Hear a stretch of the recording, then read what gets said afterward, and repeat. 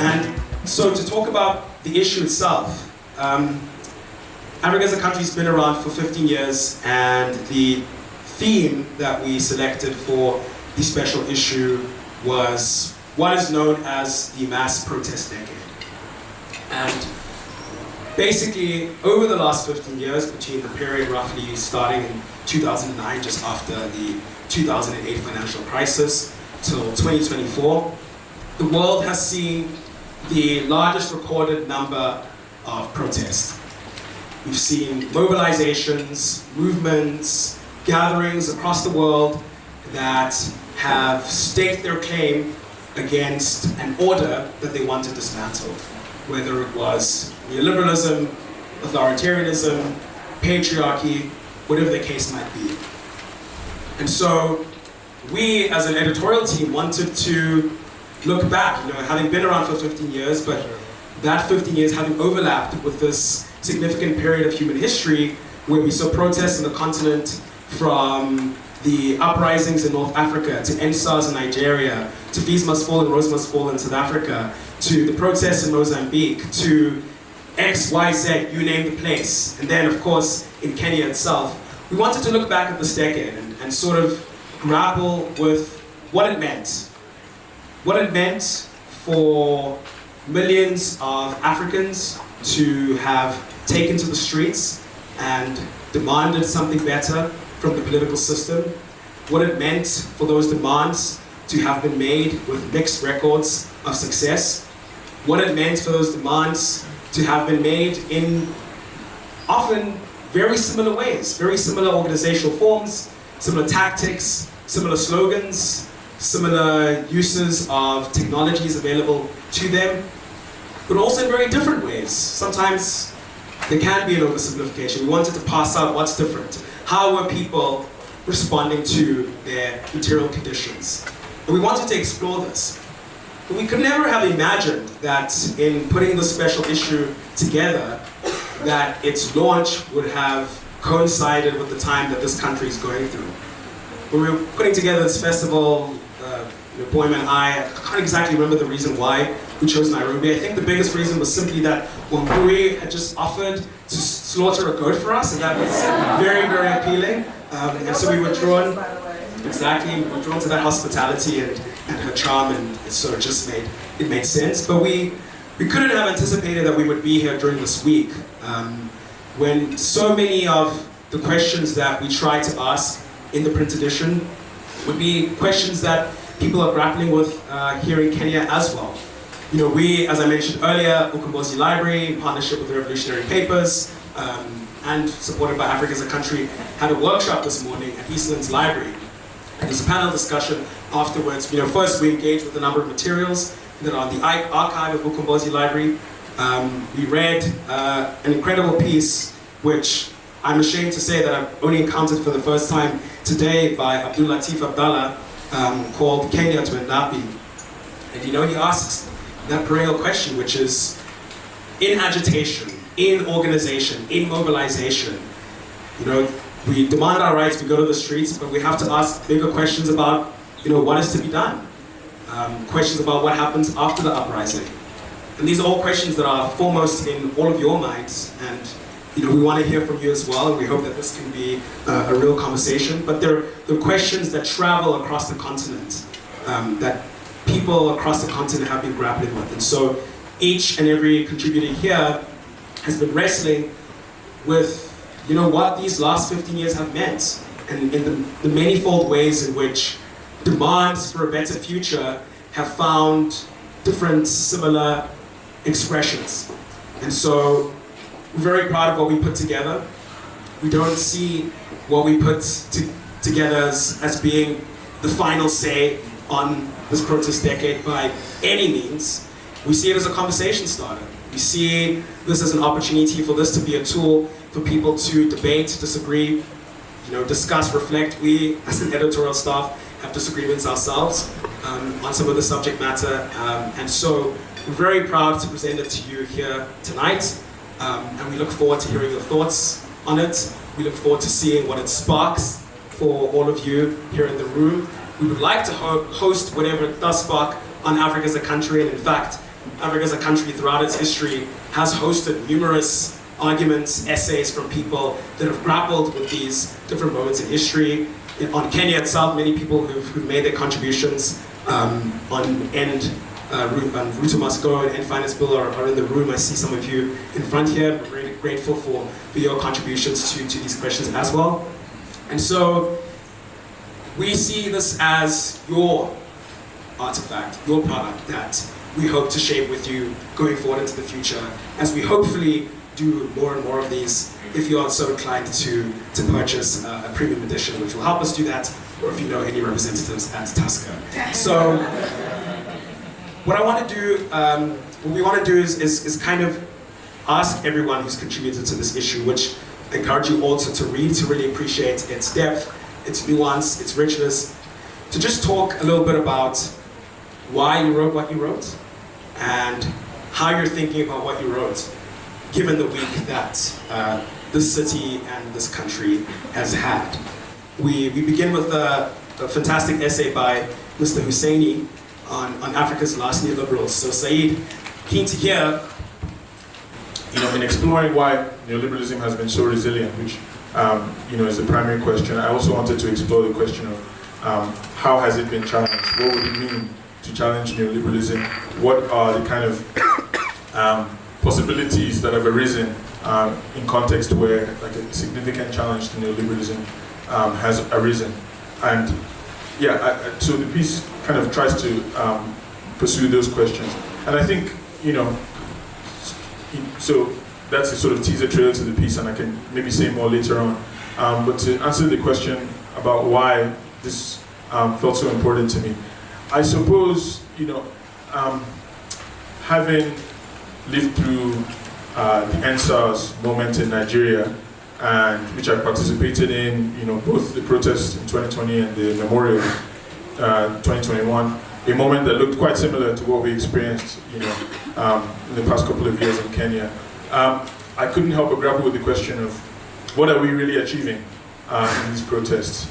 And I think the question was very pronounced for us in Nigeria, given the fact that despite the novelty of the scale of the mobilization, the ambitious kind of demands of the mobilization that went beyond NSARS actually, that went to more fundamental demands, given the creativity of the people participating, given the support, solidarity they generated, even in the country and internationally.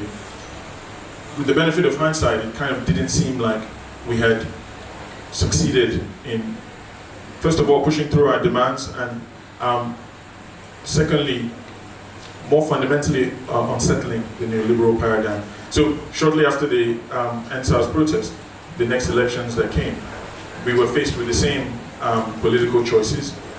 We were faced with the same kinds of political operatives, the same kinds of party manifestos, and we found ourselves kind of feeling like this sort of dispiriting feeling of deja vu. We had done all this dramatic mobilization, we had come out in the streets, and here we are, kind of back where we started in some respects.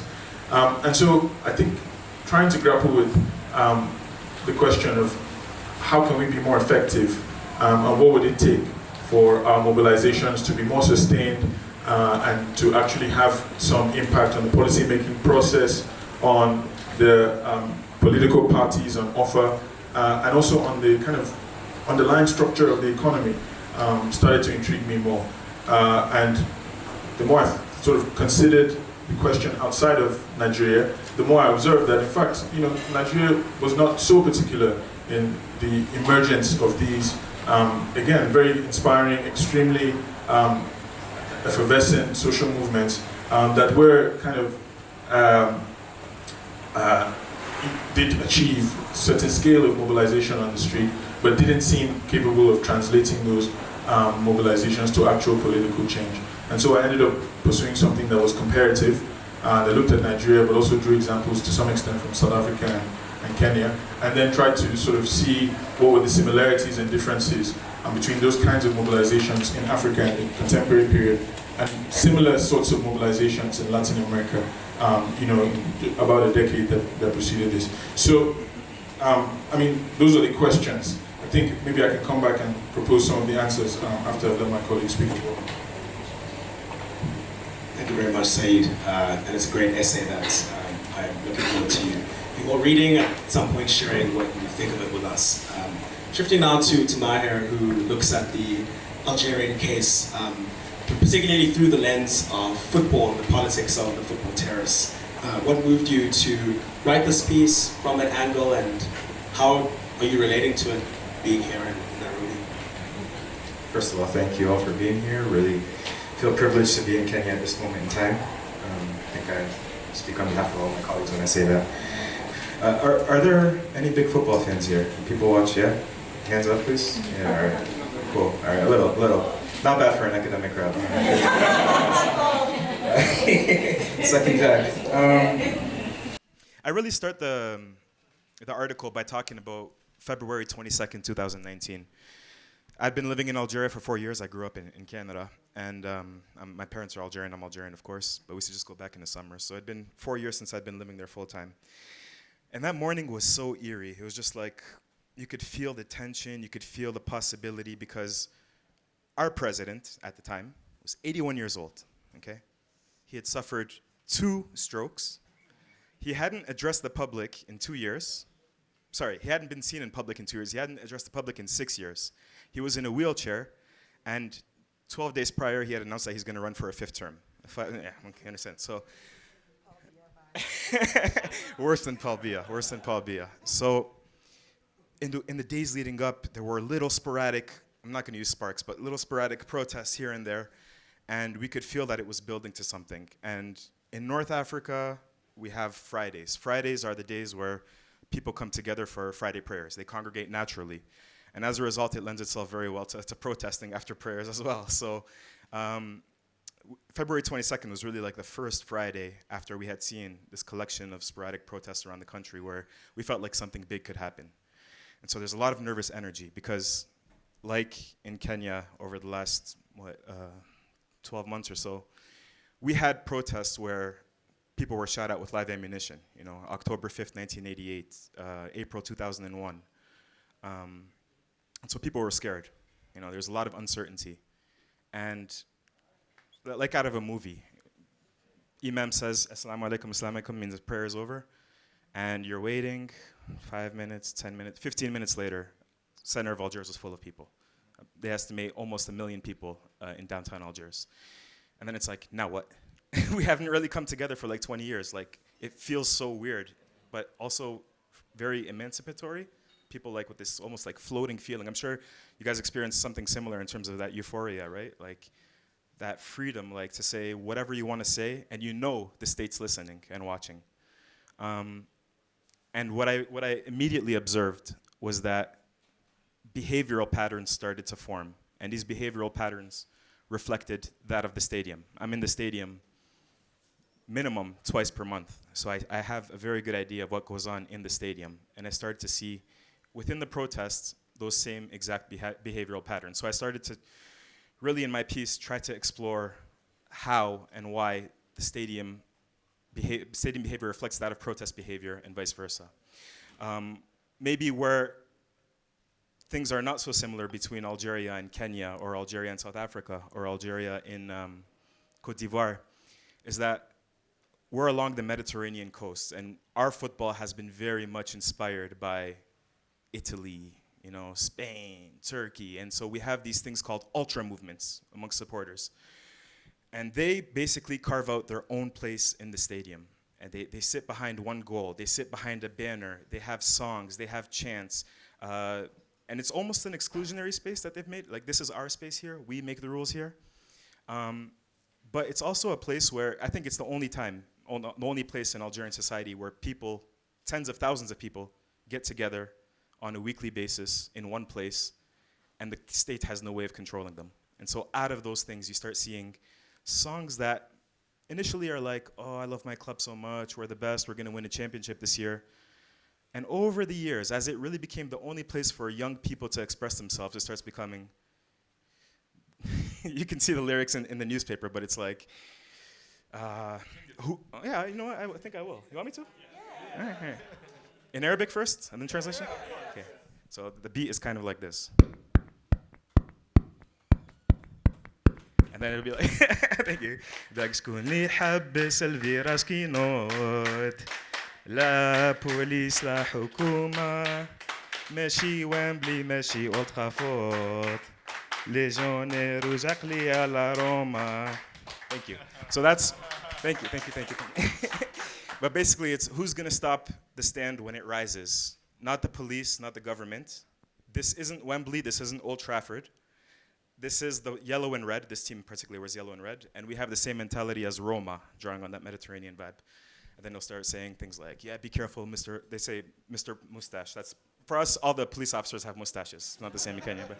So you see, like, these are they start becoming intensely political, right? And we started seeing very quickly, starting from March 1st, so the week after, these songs being sung in the stadiums. And it became to the point where protesters of all, ages, all walks of life, they started singing football songs. So we'd have grandmother singing, it's dawn and I'm slowly getting high, and seriously, like really, that became the official anthem of the Hirak. So young kids too. And so I've tried to sort of explain that and explain how one influences the other. And I hope you guys can learn a lot from that article in that sense.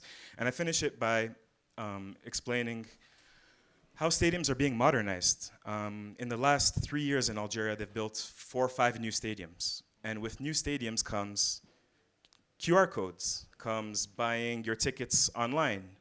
And on one hand, they're gonna say, yeah, but this is to streamline things, to make your experience better. But at the same time, none of the QR codes ever work. The turnstiles are just sitting there and so they just end up pushing you through. But they also know now where you're sitting, what your name is, who you are, et cetera, so on and so forth. And we see, I draw a little bit of a parallel with the UK in the 1980s and the 1990s as it became less the English Football Championship moving into the Premier League, where you had, intense support, oftentimes troublesome and problematic support. And a lot of Algerian supporters, I find their behavior problematic as well, and I kind of outlined that as well. But then you get things like, raising ticket prices, making sure there's no more standing sections in the stadium. Everybody has to be seated in a particular place. Cameras all over the place. And we're starting to slowly see that in Algeria, which leads people to believe that this is perhaps one way to maybe not crack down, maybe, but also just keep your finger on the pulse of, okay, what are these people thinking at the moment? And that really is because I think everybody in Algeria acknowledges that the Algerian street pulse can be found in the stadium and vice versa. So, yeah, thank you.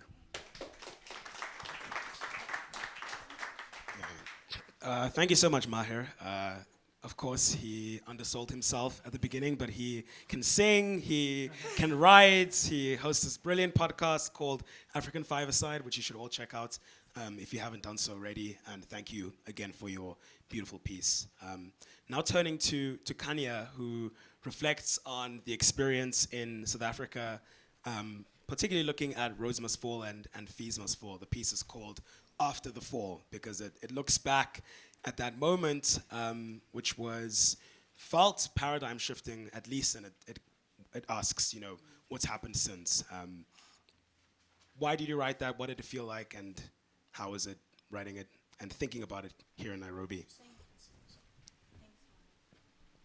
Thank you, Will. Hi, everybody. Thank you for coming out. It's really wonderful to see so many of you here, and I recognize some familiar faces, some of whom are from South Africa.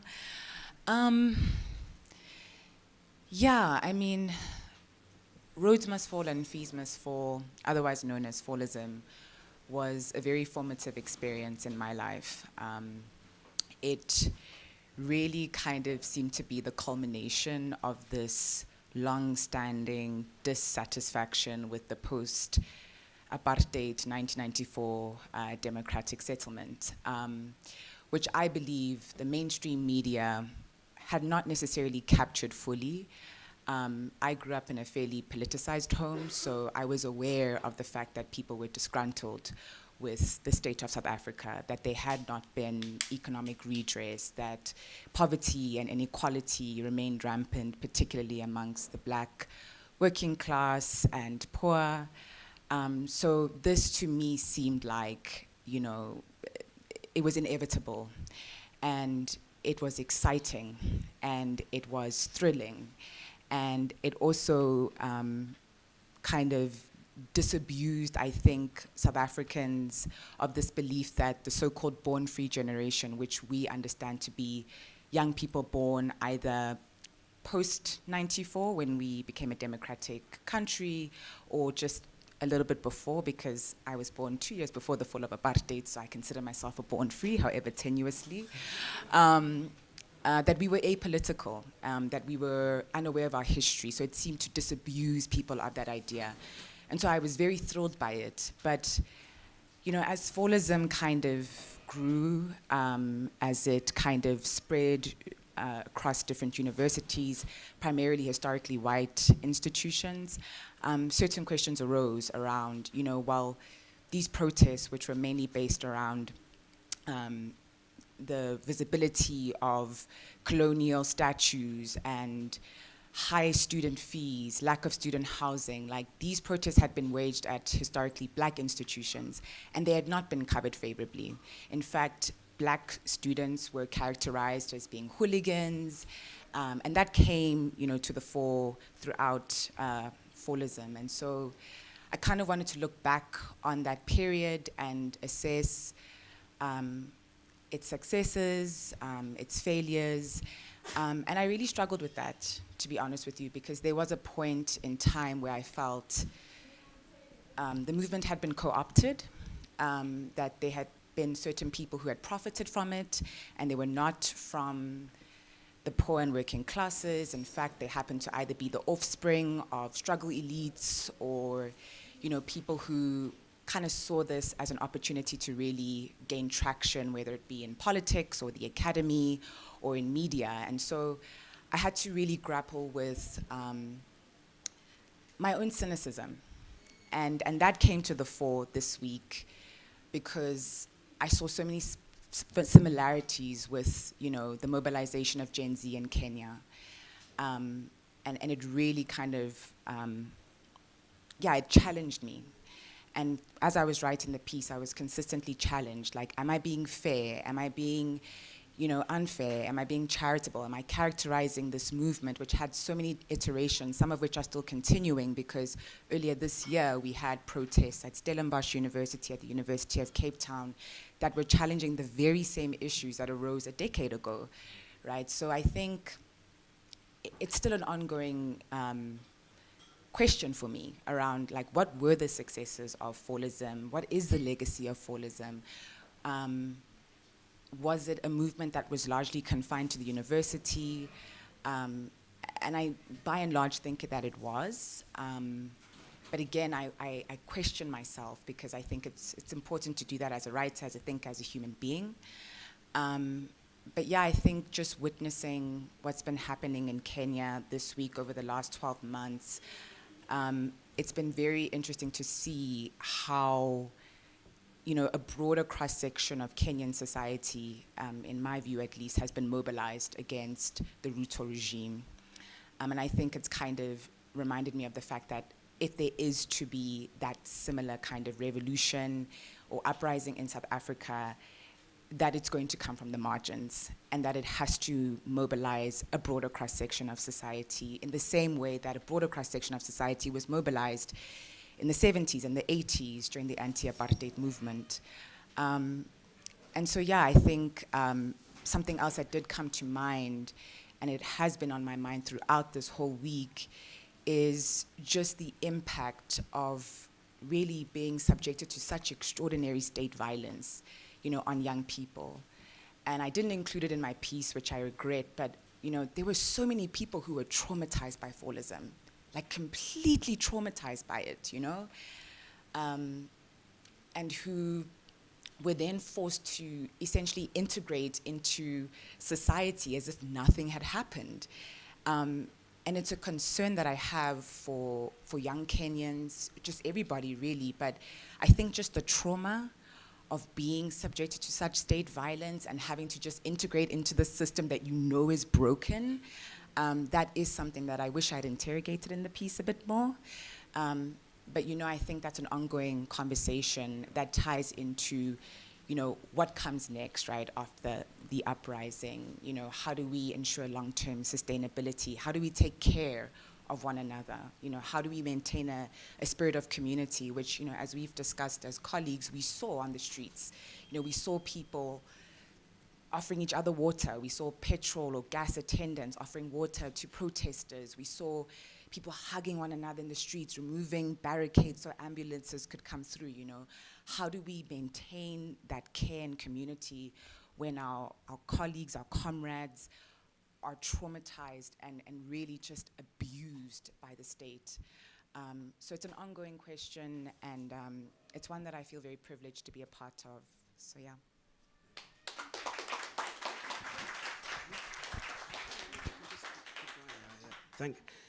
Thank you, Khanya.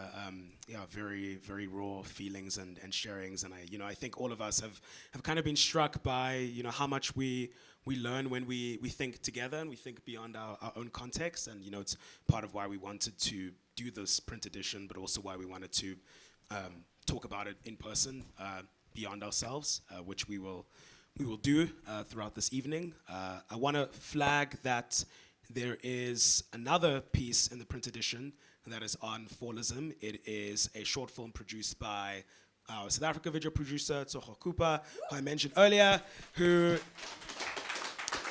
I invited to come up, but he's doing the brilliant job alongside Onesmus of capturing this evening for posterity, and that's a short film that he made with Shamira Ibrahim, who was one of the prominent activists in Fees Must Fall. So if you want to watch that film, there's a QR code over there. It's less ominous than a QR code in the stadium, but if you scan that, you should be able to watch that film. And there's a companion exhibition in the dungeon if you want to check that out throughout the evening. Brilliant. So the short film will be playing on loop once the panel's complete, so be sure to check that out. So now moving on to Wangui's piece, which is on the theme of state violence, as Khanya was just flagging. Your piece, More Loss, More Damages, is about this moment, and it's about June 2024, and in many ways about June 2025, but also kind of, talks about, Ruto's big vision for this country and situates it in a longer arc of successive national leaders who have had these big visions, but that have completely excluded the people. And I encourage all of you to read Wangui's brilliant piece, and then also read it alongside, I would say it's really a companion piece that she wrote last year called Ruto's Kenya, which is on the website. I think those two work really well in conversation. So, Wangui, you're here. Yeah. I have a question for all of you. Anyone ever heard of the green transition? Anyone? Yeah? What do you think it means? Okay, bullshit, one person. Anyone else? We're all eating greens, sukuma wiki. Anyone else? $5, I'll give you $5. Anyone? $5 Zimbabwean dollars though. Anyone? Green transition, what does it mean? Planting trees randomly. Thank you. Basically, I think your kind of silence also prompted my questioning, and that's what I'm trying to do in this piece, thinking about what is the green in the green transition, because we're at this time globally where the climate is done with humans, even if some of us have never been human, and that's something I'm questioning here, but the climate is done with humans. But then we have these contradictions where people like Ruto or Masgo or other names, Kasongo, says Africa is going to launch everyone into this new green century. And that was the premise of, for example, the Africa Climate Summit. But part of that boosterism is really more gaslighting in it's basically like blackface green capitalism, in my opinion. And that's the kind of gaslighting that makes Gen Zs go on the street. So for me, I was trying to think about it in this fake greenwashing lens. What is the green in the green transition? I don't think it's Kupa or greens. I think it's money, right? And this is extremely unfortunate because Africa contributes less than 4% of global greenhouse emissions, global greenhouse, emissions. But Malawi will receive 6 months of rain in 6 days, a cyclone. We have cyclones, we have drought. No one knows if we're in June or December or, so we have this overriding narrative where we are apparently going to launch everyone. Hopefully not Trump, though. Can we leave him somewhere? Maybe we can leave Trump. But we're going to launch everyone into this new green century, but our conditions are, nothing has changed. Green capitalism in blackface is still shit for everyone. And one thing that I was also trying to query is this pursuit of loss and damages. Because I'm not, I can sit in my house and ponder all of these things because my house is not flooded, right? My cows are not dead. So I understand that privilege, but I'm not personally convinced about more loss and damages fund because I don't know, and I need to say I stole it from my friend Khanya, who's here, who I need to attribute to him too, because in a conversation we had, he said there's things with no dollar amount figure.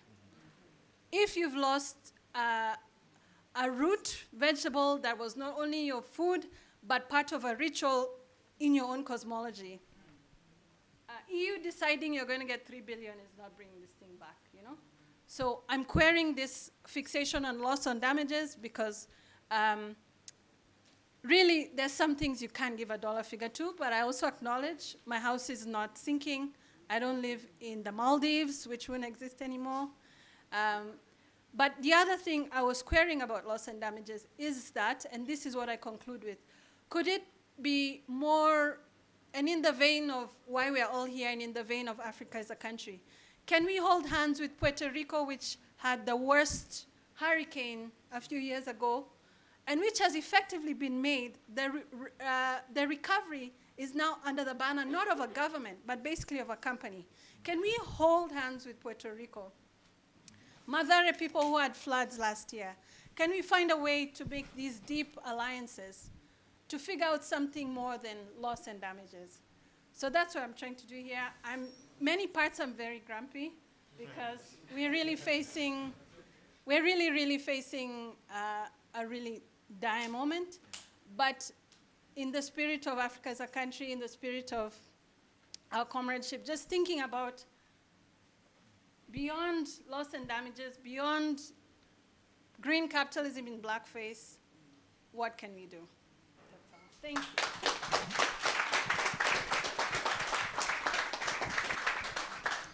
Thank you so much, Wangui. And these are, big questions that we all have to grapple with. And also want to point out, as maybe another companion piece of this essay, a film that we recently released called After Oil. We screened it earlier this week, directed by Boy Mataka, features Wangui prominently in it as well, produced by Tsogo and Onesmus, who shot beautiful footage in Kenya and in South Africa, and Ralph in absentia, who shot beautiful footage in Algeria, that attempts to think through this question of what is the green transition, but through a transnational lens. So hopefully look out for more details of how you can watch the film wherever you are, and we hope to keep these conversations going. I want to come then to Shamira Ibrahim, who wrote this incredibly ambitious piece, with echoes to Césaire's discourse on French colonialism in the 21st century, and it doesn't think from the standpoint of one place. There's obviously one place that means a lot to you, and is the lens through which you understand a lot of what you write about, but grapples with the the afterlives of French Empire, which over the last decade seems in many ways to be coming apart. You know, we see the coups in Francophone West Africa and the French getting chased out. We've seen protests in French departments like Martinique, New Caledonia, other places. We've seen a kind of restlessness, frustration, rejection of the ways in which France has tried to sustain its empire, even after the period of formal decolonization. And yet there are still some resiliences, some endurances, some ways in which it simply won't give heel. So could you talk to us about this piece, why you wrote it, and how you're thinking about it in the context of where we are? Sure. I'm hating you for making me go last, but it's fine. First of all, thank you for the invitation for this event. It has been a great honor for hearing all these conversations and all that I have witnessed this week. To be frank, I wanted a really good excuse to write about Comoros. For those of you who know on my team, I'm originally from the Comoros Islands. It has been a great pleasure to be able to say that in Kenya and have people immediately recognize what I am talking about. Living in New York City, it usually goes something like, Comoros? Oh yeah, Cameroon, I've heard of that place before, right? So it has been really touching to be able to have very fruitful conversations about my homeland. So the inception of this piece, before we get into the bigger systemic things, was actually a great transition from what Wangui pointed out, which was environmental, actually. My mother was in Comoros in December when Cyclone Chido hit the Mozambican coast, the Mozambican Channel. I did not have access to her for a weekend. Many people here got frantic messages from me seeing if I could hide her out in Nairobi with some communists for a day. It was a very hectic time for me at the time. And quite fortunately, to be quite honest, my hometown of Ikoni was not majorly hit. We had massive flooding, but it was manageable. And it was actually the island of Mayotte that had the most devastation. To give a brief history lesson for those of you who are not aware, originally the Comoros Islands was an archipelago of 4 islands under French colonialism. When we got independence in the ripe year of 1975, we went through 2 independence votes, one as a country and one island by island. By the time we went island by island, which the UN did rule was illegal, Mayotte, the opposition position in Mayotte was effectively suppressed, and they were able to hold Mayotte as what is now officially a department of France. And so there's like a long-running joke in Comoros where diplomats come and you're like, oh, I can see France from my house, right? And actually in the capital, there's a sign that says Mayotte est comorienne et il le restera toujours, right? Which really means Mayotte is always going to be Comorian no matter what, right? So I really wanted to start from that place, but I didn't want to be so granular as to just speak about my homeland as much as that meant to me. One thing about growing up in another empire of the United States and having to explain kind of my heritage and find connection with other communities is that I've inherently found a sense of relation with a lot of different histories of empire and colonialism. While things may not be exact replications, there are echoes, right? And for me, as someone who grew up in New York, my situation has always reminded me of the plight of Haitians, right? In both circumstances, both Comoros and Haiti are both positioned as abject blights and a massive consequence of choosing to escape colonialism. Haiti, of course, continues to pay that toll, and it's something that I continuously think of and I've thought a lot about in Kenya, as Kenya has, of course, under Ruto's administration, sent police officers to peacekeeping operations, if you would like to call it that, in Haiti as they are going through current turmoil. In Comoros, as a media professional, as I've tried to write about my country and my people, what I found is in the name of recognition of the country, the only thing people wanted to talk about was its abject despair, right? Oh, you've gone through so many coups. Oh, the average age is quite low. Literacy rates are quite low. There's a hunger issue, so on and so forth, with very little or next to no consequence of really the actual details of it. No understanding of my mother, who had just turned 60, being born under the French Empire and not getting a Comorian passport till she was 15.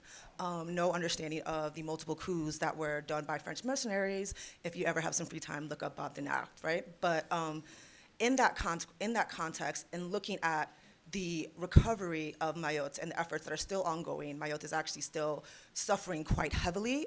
There are still issues with access to water. There's entire slum towns, which we call bidonvilles, which have lost entire populations. Lots of bodies have yet to be recovered. Really wondering how the French Empire uniquely positioned its success both in the colonial era and in its afterlives by essentially situating a country that it has summarily rejected and tortured next to one that it can praise, kind of like golden child syndrome, right, for countries. And so in the French Caribbean, it becomes, to suppress any opposition, you don't want to be like Haiti. Please stay in control of our empire because it could be like you, right? Same thing in the Mozambique Channel, right, where you have not just Comoros, Mayotte, but you also have Réunion, you have Seychelles, all of these legacies of French Empire. Comoros is the actual scapegoat for the failure of resistance, right, despite the active efforts to tear that apart. And so I really wanted to juxtapose that narrative, and I chose to use Aimé Césaire partially because I'm a little bit of an asshat, but also partially because I think in our need to reckon with radical thought, we don't reckon with the contradictions, right? So as Aimé Césaire wrote Discourse on Colonialism, which was a pivotal text that I continue to cite and of course heavily cite here, he simultaneously was directly involved in the departmentalization of Mayotte, Guadeloupe, and Martinique. And as he moved away from self-identifying as a communist and more of a radical and became effectively a politician, when asked and confronted on those things, he basically said, well, France is going to give us our material needs.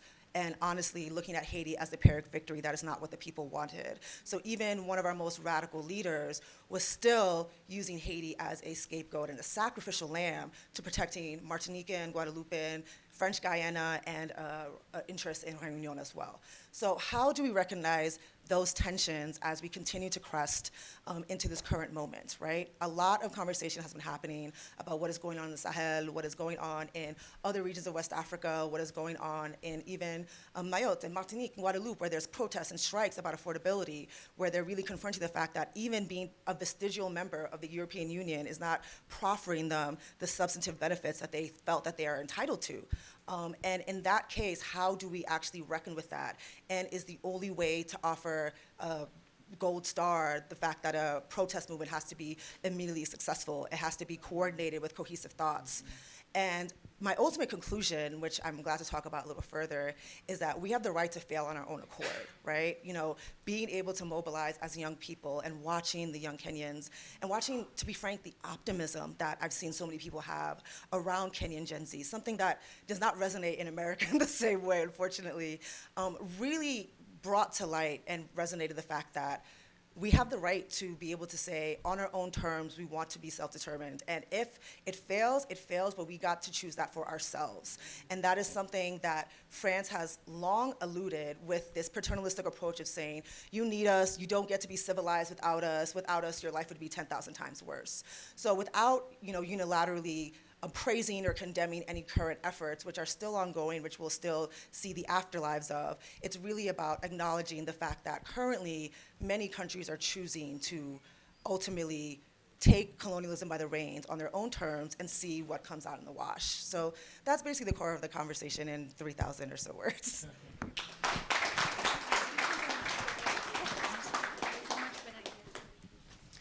Thank you so much, Shamira.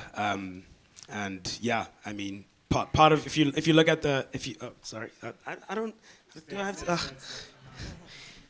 know, there's, in this country, if you're called William and you stand up and you speak all authoritatively, it's not, yeah, I mean, part of, I think the idea of the right to fail in your own terms is just so striking. And, we've got this timeline, I don't know if you'll see it on the issues. It's at the bottom, and it tries, not completely, obviously, it's not exhaustive. There are moments that we might have left out by mistake, sometimes deliberately. And it tries to chart kind of like the longue durée of human mobilization and situating the mass protest decade in a broader arc of human history, because it's not as if, all of the uprisings and mobilizations that have happened over the last 15 years came out of nowhere.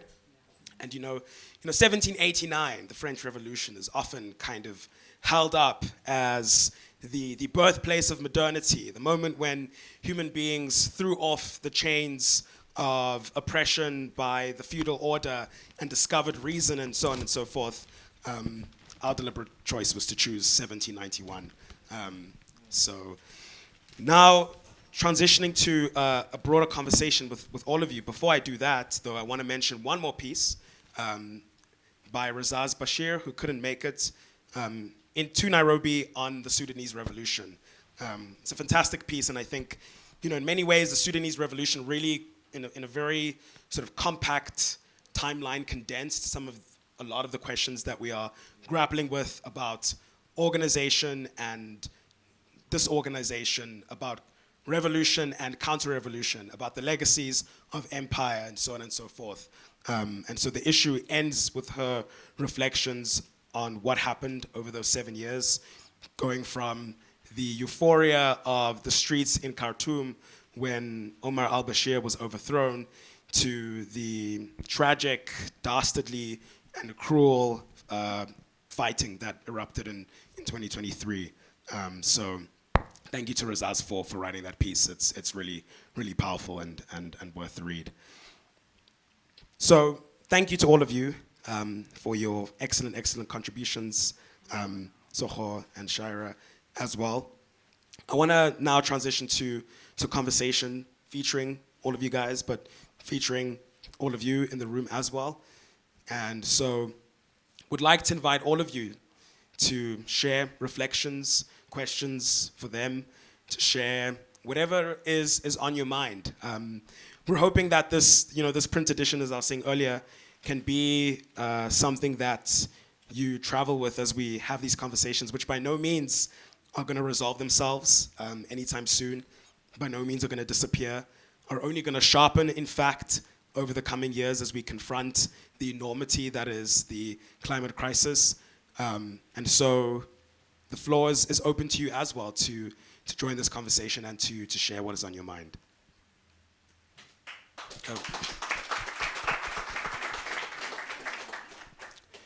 Is there another microphone by any chance that can move around the room? Otherwise, by all means, if you want to project from where you are, or if you'd like to come up, do come up.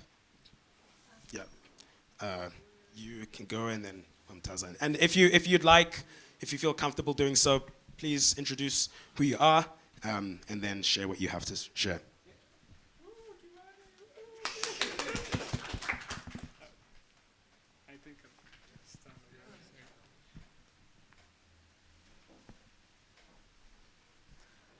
Hi, I'm Kimani. I'm a visual artist based here in Nairobi. I have I really hope I pronounce the name correctly. Is it Maher Mezahi? Yeah. Yes. I'm really interested in your piece and I want to read more about it. But actually thinking about it, right now there's a very serious situation happening in Ngong Forest Sanctuary. There's a stadium that's being constructed there, and as a result, there's a lot of things that we don't know as Nairobians.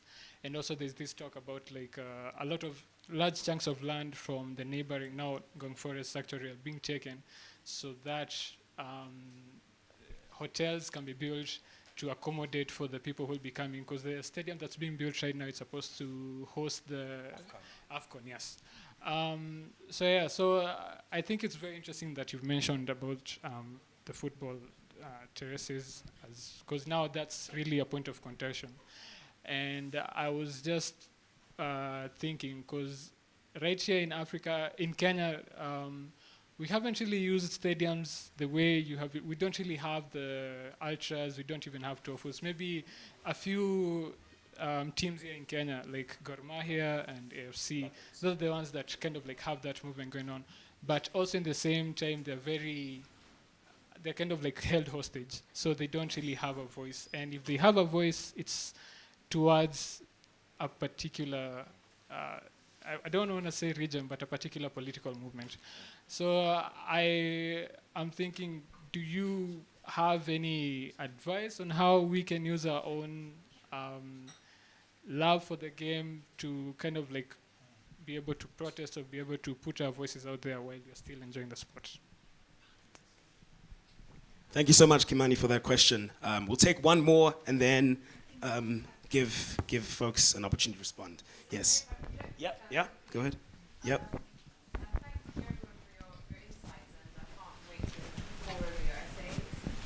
My question is really directed to all of you. It's a question about memory and the work of memory, because I think when I hear you speak, I just think of the many layers of historical, personal, social memory, the memory of the streets, and also just in terms of like being someone in diaspora, like I'm from London, how I've even heard of these stories, the texture of these movements was through young people who I've met, who had either participated in these movements, lost people. Your point about the trauma is so real and profound. I once met this South African woman that participated in Onesmus, and she was so deeply wounded. She was in some kind of self-imposed exile in Paris. So just hearing these kind of stories, and obviously with Sudanese people, there's a strong diaspora in London, and so many of them lost people. And this was around the same time when we were all coming up, as young people, in the same sort of going through the same coming of age kind of experiences and coming to consciousness. So all these different sort of collisions, but the work of memory and how we sort of counter, I think, the ways in which the legacies, and particularly the cultural legacies of these moments can be mobilized, can be weaponized, can be in so many ways evacuated with meaning.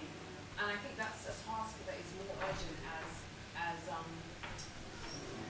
so many of us kind of are in this sort of, or those of us who have participated or perhaps been like fellow travelers alongside these movements, as we move into these next chapters in our own lives. And I just feel like, how are these movements being memorialized, and how do you feel about how their memory is being used, maybe abused as well? Thank you so much, Mumtaza. Before giving everyone a chance to answer that question, perhaps we could start with Kimani's question to Maher. Thank you, Kimana. Very interesting question. Yeah, I'm planning on being here for the AFCON. I've covered 4 so far. It's really like the joy of my life, really to travel around the continent and particularly meet up with like the wider African footballing family. There's so many things I learn every single time. It's such a joyous occasion for me, but at the same time, it can be very conflicting as well, as these governments a lot of times are using this occasion to consolidate power. My first one was in 2017 in Gabon, and they were just coming off a very, very bloody election where I believe upwards of 60 people were killed for protesting against Ali Bongo, who's obviously been deposed now. 2019, I almost said Hosni Mubarak, President Sisi of Egypt hosts the AFCON, and this was really, he was like a pariah for a long period of time for the way he had cracked down on the Egyptian revolution and seized power through a coup d'etat. But this was around the time, 2017, 18, 19, where he started to sort of reemerge into the international community, and he also used that to consolidate power. 2021, Cameroon, Paul Biya. I don't really need to go into much detail there. And then even last year, Ado, Alassane Ouattara, in an election year, spent upwards of $1 billion on stadium infrastructure, but also public infrastructure. They built a bridge in Cocody that was like supposed to be the bee's knees. But a funny thing is, like, for example, that last one in Cote d'Ivoire, they spent, again, $1 billion to host that tournament. And 6 months later, the Ivorian women's national team had to pull out of qualifiers for the 2024 Paris Olympics because they didn't have any funds. They needed $30,000, $40,000, you know? So we have to understand always that these events, while they can be a celebration, and I think we have the right to celebrate them and enjoy them, and I hope you guys do next year, but we also need to find ways to hold the organizers to account. And that usually can be through media, it can be through community-led organization. I hope you guys do that. If I can lend my voice to something like, you know, the problem. Are they even gonna get the stadium done on time? Because all the rumors are that Tanzania and Uganda might be ready, but Kenya's really, really late. So, but these are yeah. So these are conversations I think that need to be had, and I'm very glad you brought it up to me. I wasn't aware of it. I'm gonna make sure I look into it, and I hope I can lend my voice to it. So thank you for that. The second thing is, how can we mobilize in stadiums? So on one hand, what's happening in Algeria, and not just in Algeria, in Morocco and Tunisia, a little bit in Egypt as well, this is the result of decades upon decades upon decades of influence by the Mediterranean culture across the basin. But also football was really a key factor even in the Algerian Revolution. We had, just a quick aside, we had a team. Algeria's independence is 1962. In 1958, 4 years before independence, our best players who were playing for the French national team, who were getting ready to play in the 1958 World Cup for France, that's the first real big World Cup where Pelé, as an 18-year-old, becomes a global superstar. They decide to leave their teams, give up on the World Cup, and they create the first Algerian national team, effectively. So imagine Victor Wanyama or McDonald Mariga at the time, or Dennis Oliesh or Michael Alunga. During the British time, they were good enough to play for England. They played for England. They were on the eve of playing to a World Cup, and they decided, you know what, no. We're going to take our team, we're going to go travel across the world and raise awareness for Kenyan independence. That's what was happening in Algeria. So it's always been very politically charged. But I think the key answer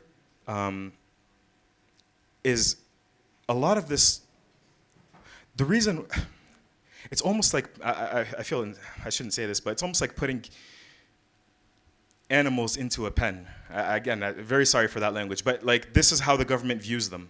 They want young men in an area where they can control. So that's why they keep ticket prices very low. It only costs like €1.50 to go to the stadium in Algeria. It's like, okay, you guys can shout about things, but shout about it in the stadium.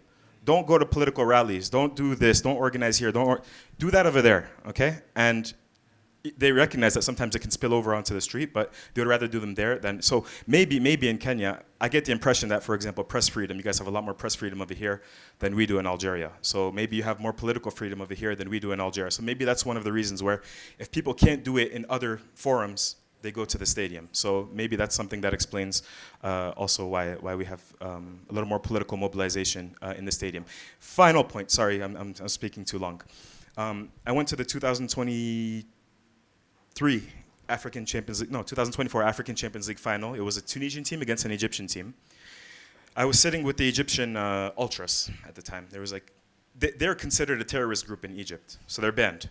So they had to travel. The only way they can watch their team play is if they go to another country. So they came to Tunisia. And there was, I still remember to this day, a French academic. His name is Sébastien Louis, and he's very, very implicated in the ultra scene. He's like the foremost scholar for the ultra scene. And I'm trying to talk to him about, so what do you think about this player that's going to play today? What do you think about, this, that? Oh, what about this tactic? What about this coach? And he's just like, I don't care. I don't like football. That's what he was telling me. He said, I go to the stadium to organize, to mobilize, because he thinks that this is one of the best ways to do it. And so maybe, even if you don't like Tusker, even if you don't like Gor Mahia or AFC or something like that, maybe this is something that you guys can start doing as a grassroots organization, is just go to the stadium to meet young people in particular, like-minded people, a place where you can have all kinds of freedom to discuss things, act crazy if you want to act crazy, and that's one of the ways I think that can be done as well. Thank you, Maher. And just as an aside, Maher produced an incredible documentary on Ultras Akhlawi, which is the Al-Akhli Ultras supporter group. That's on YouTube that you should all check out. On Africa as a Country, check out our YouTube. We've got an archive of lots of other stuff as well. So, Mumtaz's question, who would like to take a stab at that? I wonder, Khanya, if you want to do so, yeah. Firstly, Mumtaz, I'm a huge fan. Huge fan. It's a tricky one, I guess, because I think if I look at the way fallism was memorialized, so much of the footprint was online, and I think initially that didn't seem to be a problem, but with the growth of big tech and so many of the publications that arose around that time that were really documenting what was happening. A prominent publication that arose at the time, Daily Fox, was shuttered. So many of these artifacts were lost. And so I think for me, documenting it, like physically has become really important, and not documenting it for the sake of commodification, because that did arise quite a lot, where people would produce plays or they would produce something that could sell, as opposed to really documenting this particular moment and really capturing the trauma, you know, and how much it's affected a particular generation, and really just shape them in ways that were incredibly devastating. When you mentioned somebody, you know, seeking exile in Paris, it just prompted something in me, because, you know, amongst some of us who had become cynical about the movement, we would say, oh, you know, these people who have sought out these fellowships or residencies abroad, oh, these profiteers. And as you were speaking, it occurred to me, like, yeah, some of them were trying to escape trauma. Like, they were absolutely devastated and just shell-shocked by that moment in time. And I think, again, it's just a reminder for me to kind of really resist that cynicism. And, you know, what Shamira said around failing on our own terms, like whatever failures of fallism I have, right, we have the right to do that.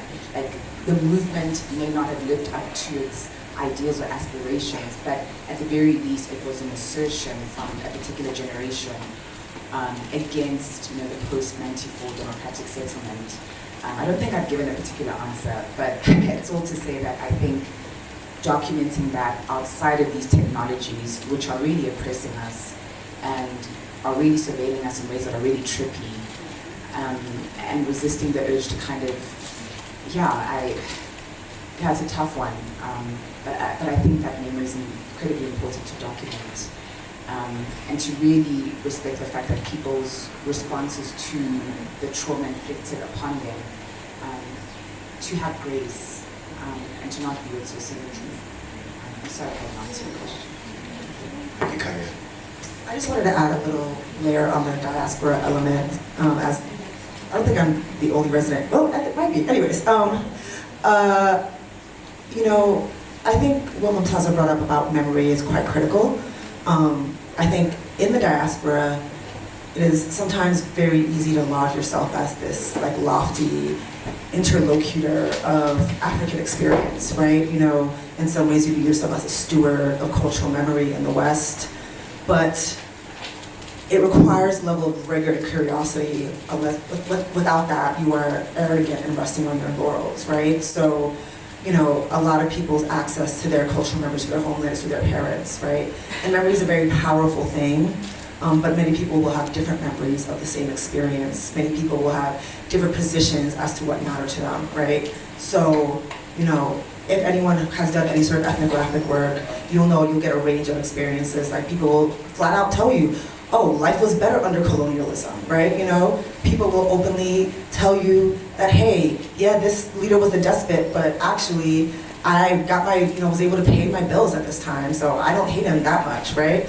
If you ever go to Comoros, ask people about Gaddafi and you'll get a range of answers, all right? Like, I think that's critical. And so for me, what is critical for me is to hold a sense of curiosity, right? So that I'm not just looking to my parents as the main stewards of information for me, right? And it's something that I think local people require and demand, and they should continue to demand, right? In Comoros, we have this term for transplants or diaspora people that we say, it's je viens, right? Which means, you know, I am coming, or I come, basically mocking people who just come for the summer, right? You know, you come, you spend a month of vacation, you go to a couple nice restaurants, you leave, and then you purport to be the authority in your respective diasporas. For us, that would be in France, right?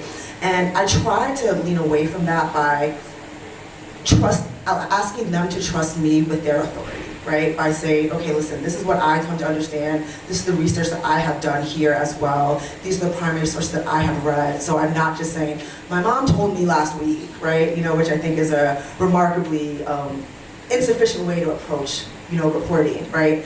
And then to ask them to honor me with their perspective, so that I make sure that the memory I'm inserting is not just mine, it's not just my family's, but it's the collective experience, and trying to hold all the tensions, because what you will quickly find is that it's not all one story, it is a complicated story, and by acknowledging those complications, how you minimize co-optation, right? Is by saying that this is way more than just one narrative. There are different elements, and people are coming from different perspectives depending on their own context. And that's what I try to keep in mind, and as I've done more and more of it, you know, look at some of my writing 10 years ago, a little bit on the bad diaspora side, right? You know, I've definitely grown since. And what I've come to is that it's not my job to have a conclusion, right? It's not my job to say what people in Congos are doing with day in, day out is right or wrong, or how they're approaching is right or wrong. To be quite frank, I'm not putting my body in the line to do that, right? So who am I to be able to dictate what is the correct or incorrect way to demand dignity and rights, right?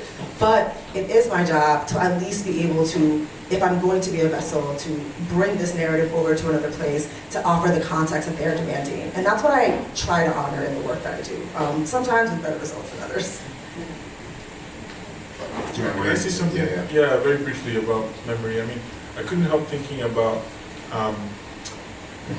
just reflecting briefly on the NSAR's experience, the question of manipulation of memory and how memory is a battleground, even in the moment when the memories are being formed.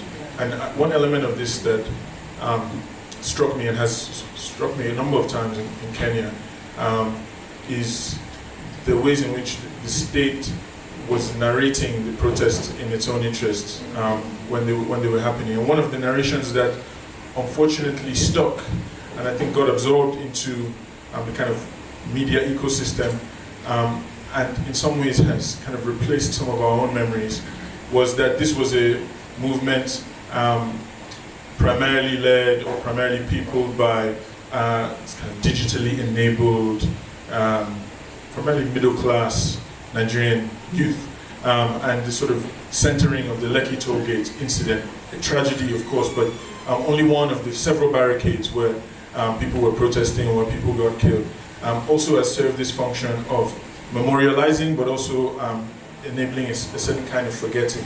And I think one thing that's been quite inspiring in looking at Kenya, and I think one of the lessons also that stood out in Latin America from some of the cases, was the ways in which movements resisted this kind of characterization in sort of accessible class terms. Another way to put it is that they did not, they narrated working class, informal sector youth as part and parcel. In fact, the agents of the transformation that was being sought after. And that remained a kind of central part of the movement identities, and part, I think, of what made them so successful. Whereas, you know, I've seen this kind of tendency for our movement, certainly in the case of NSARS, to kind of fall into this characterization as sort of, the enlightened youth versus the kind of hoodlums or thugs, you know, and of course the state participated in an active way in kind of mobilizing a sort of counter-protest that certainly was also peopled, in some cases by middle-class youth, in some cases by people from the informal sector.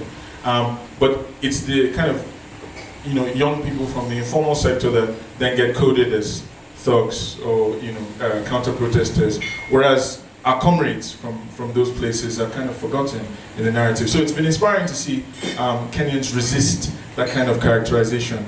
You know, I observed that in the poetry that we encountered the other day. You could see it on the streets, the kind of solidarity across class.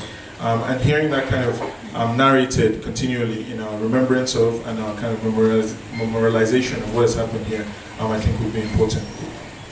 Thank you, Saeed, Shamira. We are approaching. Okay, stop. We're going to do so much standing when we're on the dance floor. Can't we just sit for a minute? We have, sadly, time for maybe only one more question. Oh, I don't have to pick. Okay. One. Okay. We can do two more questions, and then we have a fun evening arranged for all of you. We're excited about that, so don't want to stand in the way of that. So just want to again emphasize, as everyone here has been emphasizing, you know, none of these conversations are, you know, they're ongoing. They're not resolved. These are things we're still probing. We're changing our assumptions. We're looking at things with a new perspective. We're hearing other people's perspectives, and that helps us think about our own situation. So let's keep chatting into the night, beyond the night, for the rest of the year, for a lifetime, because part of what we want to contribute to creating is a community of readers, of comrades, of fellow travelers who are trying to fight for a better world. So final two questions and then we'll wrap up. Yeah. Thank you all so much. My name is Jessica. I just had a thought about this question of holding the distress, and that perhaps the issue is partly the conceptual traditions that we come from are really focused on structural analysis. And so as a result of that, everything is externalized. I mean, I come out of a Pan-African feminist tradition where we are actually interested in the internal landscape. Unfortunately, this conversation has been a little over-commercialized in the self-care thing, and so I think that it becomes a bit meaningless at times. But I do wonder what would happen if we started writing more, or you know, like doing more analysis of the internal, do you know what I mean? Like the internal process, the internal significance, and even in the documentation of actually speaking to that. I don't know if you guys are familiar with Yara Salam, who is an Egyptian political prisoner, Pan-African human rights defender and feminist. And she wrote this incredible, you know, piece, Even the Finest Warriors, which was interviewing women who were part of the Tunisian and Egyptian revolutions, who basically felt that afterwards they were broken. And it was the idea that even the finest warriors at times, you know, basically have a right to lay their heads down and rest. And so it was a way of trying to affirm the internal implications of having been involved in a cataclysmic, incredible, but also distressing thing, and then what it does to you, and that we allow the space. So I just wondered, I mean, if you feel like we need to do more of that, you know, like just make more space for it in whatever ways feel natural. And the second thing is that also there are capacities and knowledges to hold it. And that maybe, again, because we never talk about it, we also don't share that. So I'm sure everybody in this room can tell us tactics around various things, right? Of, you know, like whatever, from legal to, you know, whatever, the defense to this, to how you like demonstrate in the street smartly. And yet we don't share tactics around care and centering our energy and, you know, dealing with trauma collectively and all of that. And I wonder if we did more of it, maybe that would help us, you know? It's something that our generations before didn't do, but I feel like we have enough, including healers amongst us who actually have a technical skill, but also community practices that are able to hold the distress. Thank you so much, Jessica.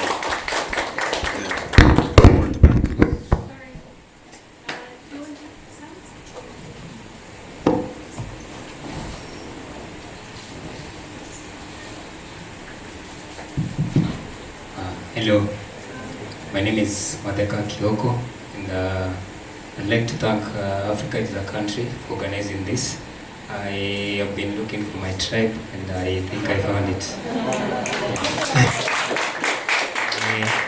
I'm a writer and researcher. I revolve around political imagination, looking at ideas which have not been explored, you know, the ones which, you know, are behind the real thing.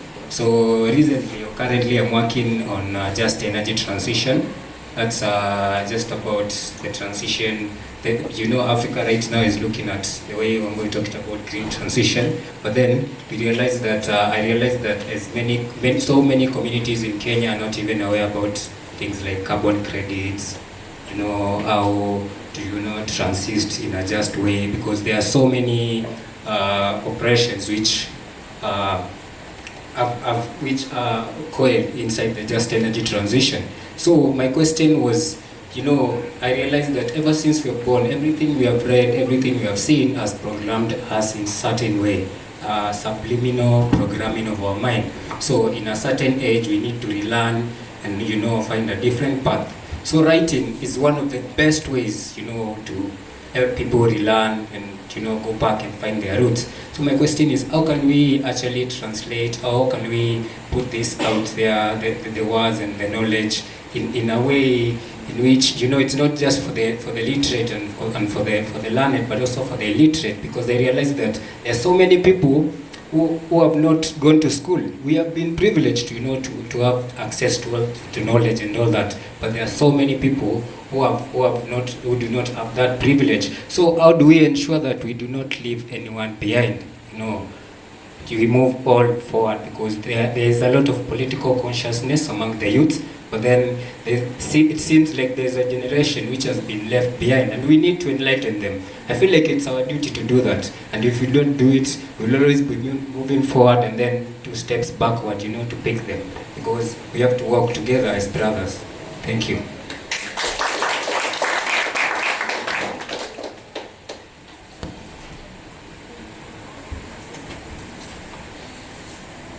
Sorry, I just lost my train of thought for a second.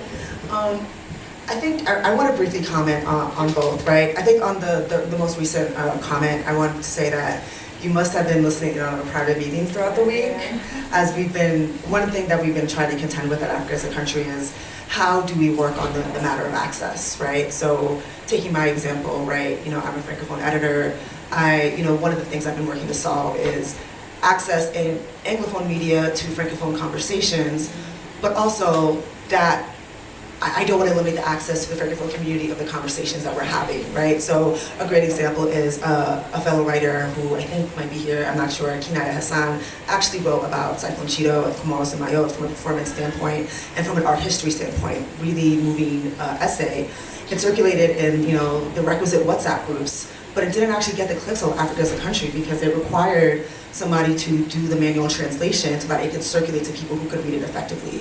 And that really lingered with me, right? It's like, I'm communicating almost 2 degrees removed from the people I'm speaking for, right? Because not only is the most of the work not in French, it's not in Shingazija, which is what we call our language, or Shikomoro, right?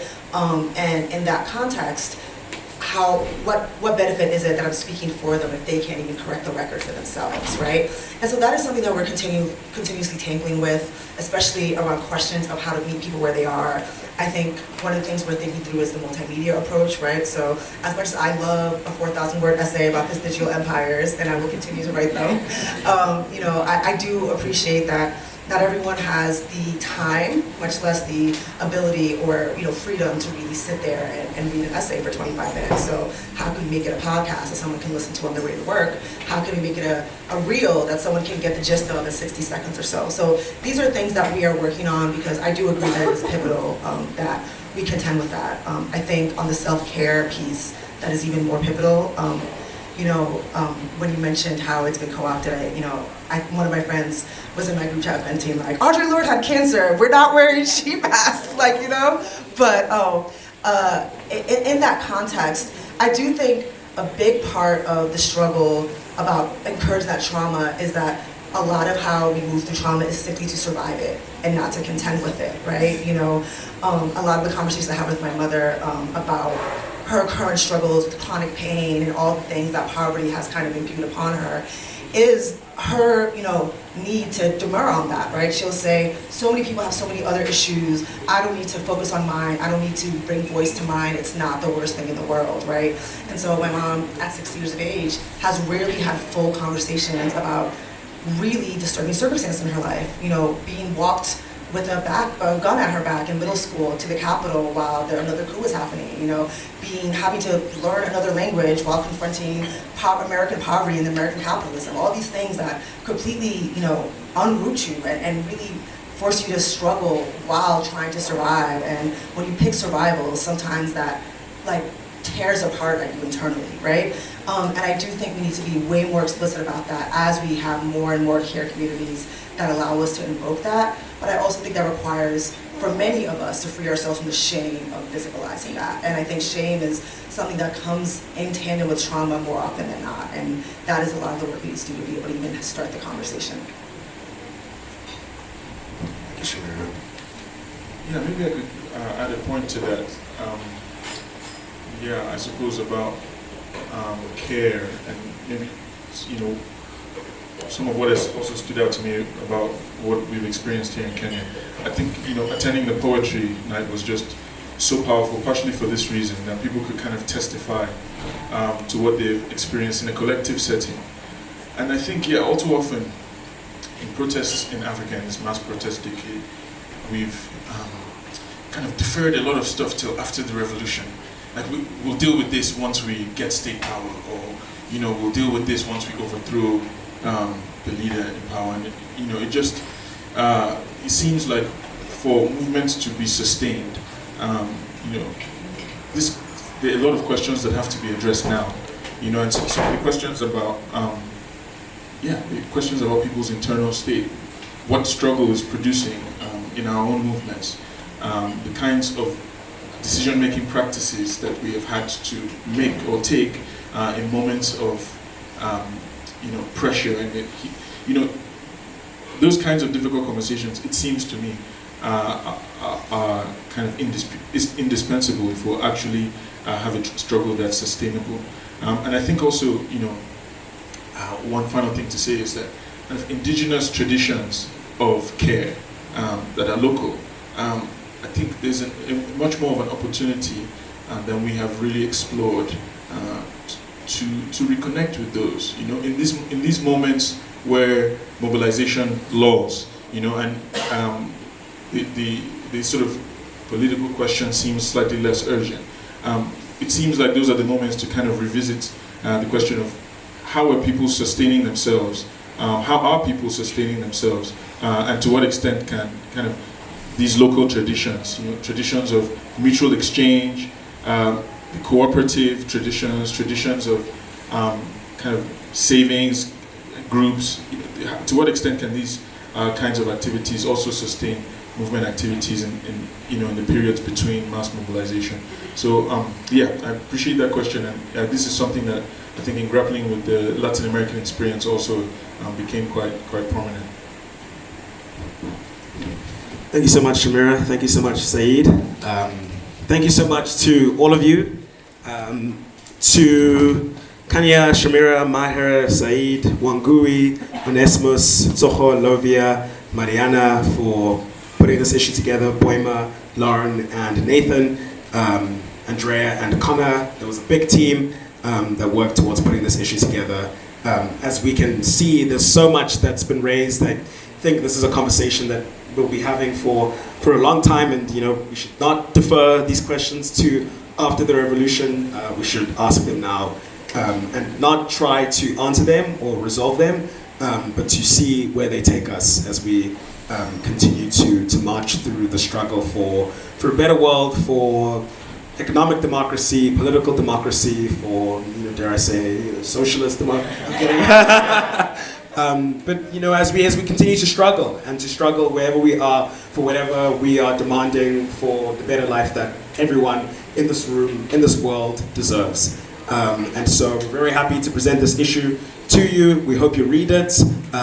If you haven't grabbed a copy yet, please do. If you would like to support us and purchase a copy, please do. And if you know friends, family, comrades, colleagues who weren't able to get here tonight and acquire a copy, check out the Africa as a Country website to find out how you can get one. So, asante sana.